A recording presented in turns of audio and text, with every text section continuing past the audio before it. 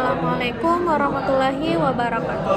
Perkenalkan, nama saya Olivia Triana Dewi dari kelas 1D dengan NPM 25783128. Saya akan menjelaskan sedikit tentang array.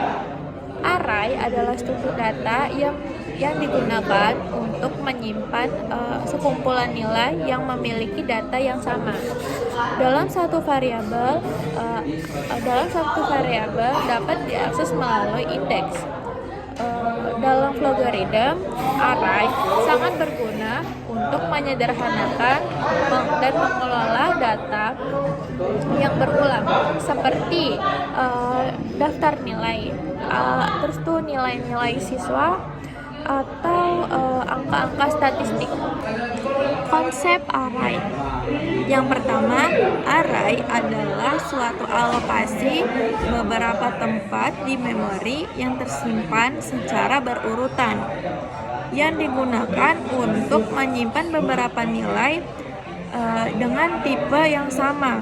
Yang kedua, ukuran atau jumlah elemen maksimum array telah diketahui dari awal, yaitu ketika array dibuat. Yang ketiga, sekali ukuran array ditentukan, maka tidak dapat diubah lagi. Konsep array. Yang pertama, array adalah suatu alokasi beberapa tempat di memori yang tersimpan secara berurutan, yang digunakan untuk menyimpan beberapa nilai dengan tipe yang sama.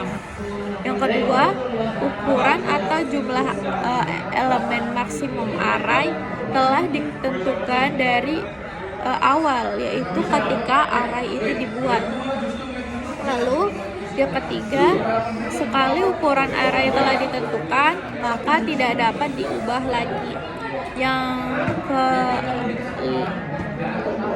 keempat, ukuran array adalah bilangan bulat positif. Yang kelima, array harus diberi nama sebagai identifikasi.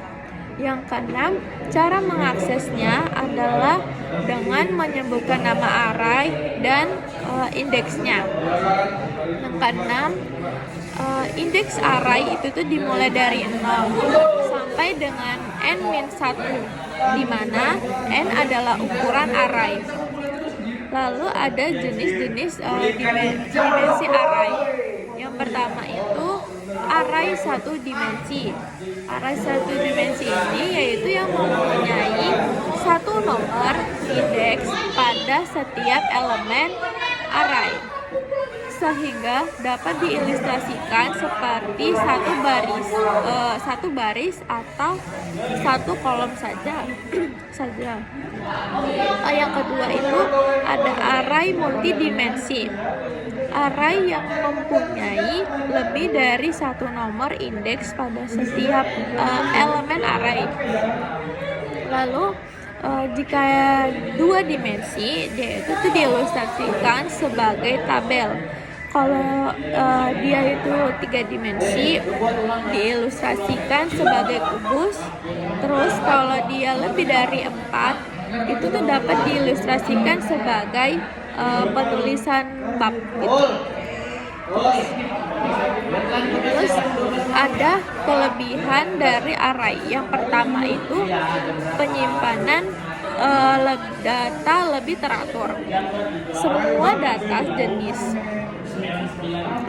jenis data disimpan dalam satu wadah, sehingga lebih mudah diatur dan diakses. Contohnya itu menyimpan nilai dari 100 anak siswa. Jadi buat di arraynya itu tinggal ketik aja nilai buka kurung 100 kan, tanpa membuat 100 variabel terpisah. Jadi kan udah ntar variabelnya ada 100 gitu. Ntar di dalam nilainya itu ada 100 nilai gitu. Jadi satu variabel tapi untuk menyakup nilai gitu, satu yang sama nilai. Yang kedua itu mudah diakses menggunakan indeks. Bisa langsung mengakses elemen ke n dengan indeksnya. Misalnya itu nilai ke-3 maka dia tuh ntar muncul langsung ke elemen keempat. Kenapa? Karena karena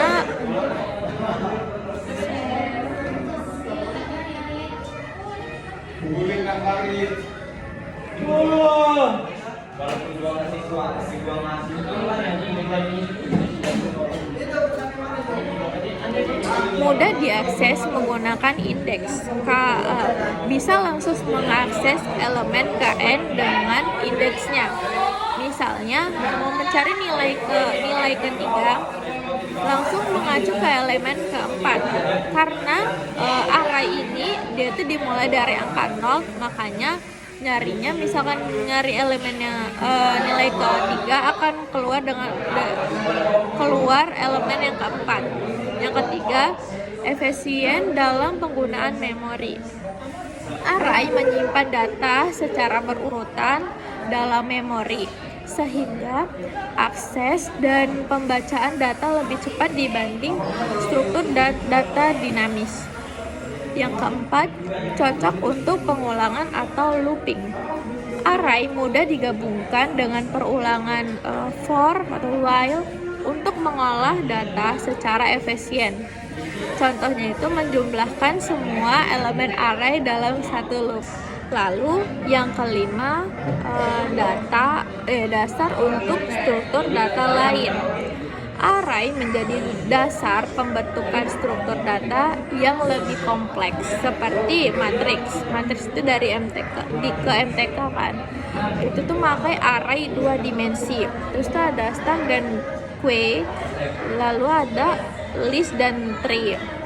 Terus kekurangan dari array yaitu yang pertama, ukuran tetap atau statis.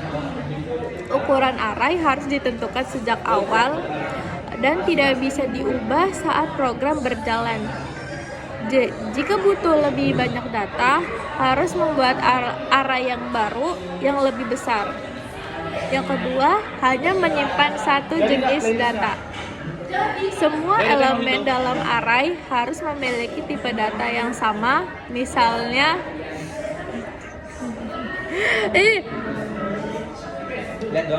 janganlah. Yang kedua, hanya menyimpan satu jenis data.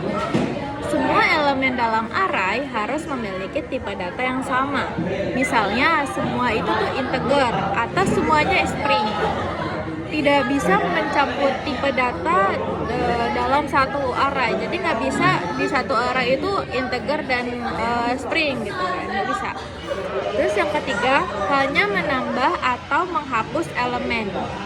Jika ingin menambah atau menghapus data di tengah-tengah array, kita tuh perlu menggeser elemen lain secara manual yang membuatnya tidak efisien. Yang keempat, penggunaan memori kurang fleksibel. Jika jumlah elemen yang dibutuhkan lebih sedikit dari ukuran array, sebagian memori akan terbuang karena tetap dialokasikan.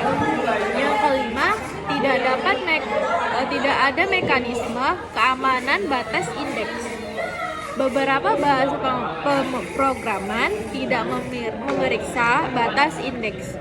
Jika ingin mengakses nilai yang ke-10 padahal array hanya mempunyai 5 elemen, bisa menyebabkan error atau crash.